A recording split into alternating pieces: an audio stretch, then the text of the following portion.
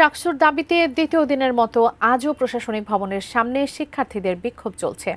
এ বিষয়ে বিস্তারিত জানাতে ক্যাম্পাস থেকে সরাসরি যুক্ত হচ্ছেন প্রতিনিধি কামরুল ইসলাম মাহি। মাহি, আপনি আছেন এই মুহূর্তে, সেখানে একটু জানাবেন বিক্ষোভ চলছে, কি বলছেন শিক্ষার্থীরা, প্রশাসনের কেউ কি তাদের সাথে যোগাযোগ করেছে কিনা?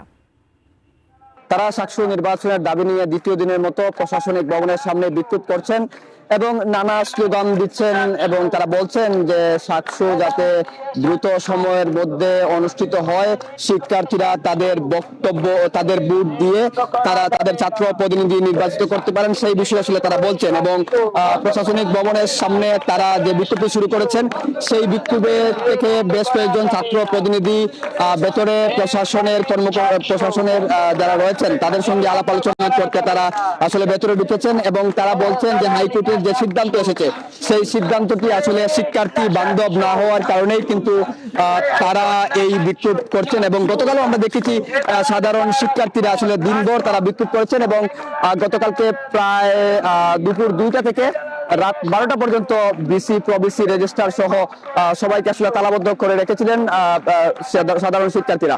সব মিলিয়ে বলা চলে যে ক্যাম্পাসের সাধারণ শিক্ষার্থীরা প্রশাসনিক ভবনের সামনে এখন অবস্থান করছেন এবং তাদের যে আন্দোলন সেটি তারা অব্যাহত রেখেছেন।